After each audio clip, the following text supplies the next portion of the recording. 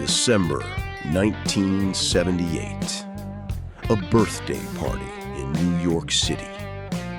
Two London silversmiths hand Keith Richards a small box.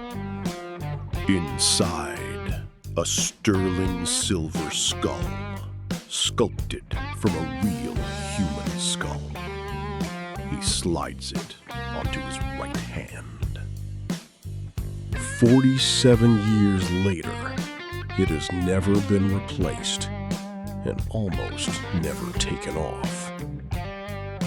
This is the story of the most famous ring in rock and roll. Who made it? Why it has no jaw? And what it really means. To understand the ring, start with the hand. October 17th, 1961. Platform 2, Dartford Station, England. An 18-year-old carries two records under his arm. The Best of Muddy Waters and Chuck Berry's Rockin' at the Hops. His name is Mick Jagger. A 17-year-old with a guitar spots the albums and starts talking. His name is Keith Richards. Within a year, they have a band named after a Muddy Waters song, Rolling Stone. Keith becomes the engine, the riffs behind Satisfaction, Jumpin' Jack Flash, Brown Sugar.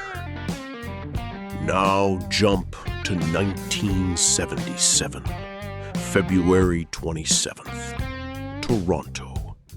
Police raid Keith's hotel room and find an ounce of heroin. The charge is possession for the purpose of trafficking. In Canada, that can mean anywhere from 7 years to life in prison. For a year and a half, the biggest band in the world waits on one verdict. October 1978. Keith pleads guilty to simple possession. The sentence? 1 year, suspended. Plus one of the strangest court orders in music history. A free concert for the blind. A blind fan had followed the Stones from city to city, and Keith had quietly arranged safe rides for her. Her story reached the judge. That same year, Some Girls tops the charts. Keith walks out in 1978, free and back on top. 2 months after the verdict, he turns 35. Meanwhile, in London, two silversmiths are deep in a strange project. David Quartz and Bill Hackett, Royal College of Art graduates with work in the Victoria and Albert Museum. Not merch designers, sculptors. Their connection to Keith ran through Anita Pallenberg. Years earlier, she'd commissioned a skull pin for him, crowned with a bishop's mitre, set with sapphires, rubies, and diamonds. In 1978, the pair are sculpting a miniature human skeleton in silver and gold. For anatomical accuracy, they work from a real skull, borrowed from a biological supply company. And when the hollow wax skull comes out of its mold, they see it.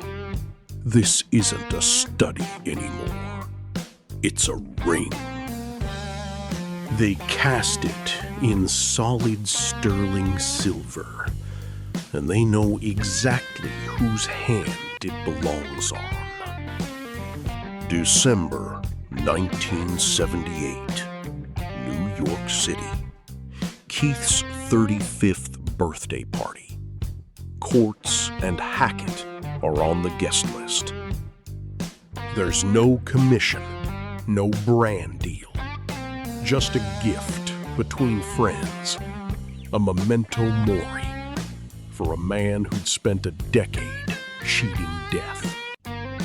Keith puts it on his right ring finger. From the moment he put it on his finger, Courts wrote, the magic began. Since that night, every gig, every photograph, polished, resized, repaired, but never replaced. Look closely at the ring, and something's missing. The lower jaw. It's a cranium and upper teeth only, because that's what they sculpted from. It reads less like biker jewelry, more like a medical specimen. Deep eye sockets, defined temple ridges, teeth carved one by one. That anatomy is what separates the original from 1,000 knockoffs. It's the standard we hold our own rendition to. Solid 925 sterling, a mirror-polished dome. Oxidation worked deep into the sockets so the bone structure holds real shadow. Each tooth is its own ridge.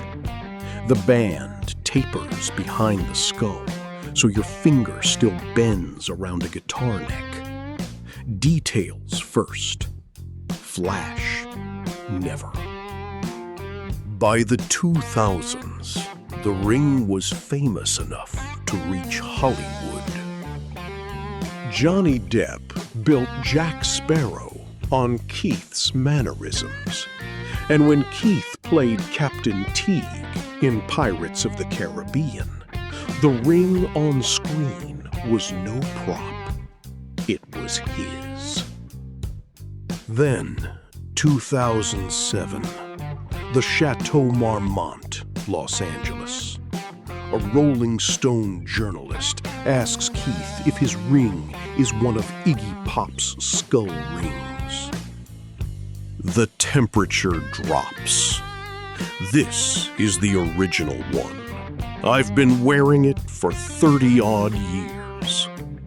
Depp cuts in. He's the originator of the skull rings.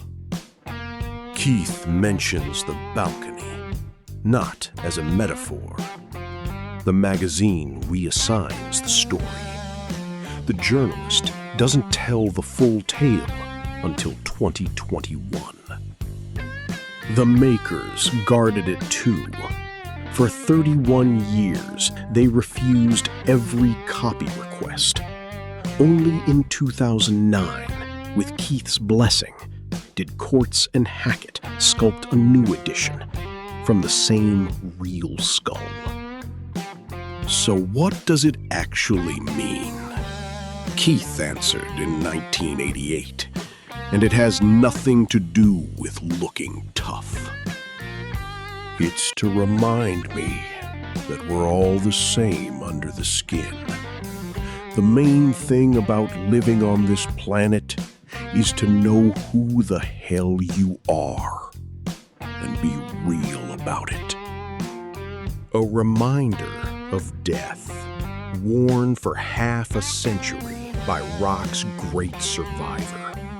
Not as decoration, as a promise. One skull, one hand, 47 years, still rolling. The full story including the jeweled pin that started it all, is linked below, next to the ring we build in that same spirit. Thanks for watching.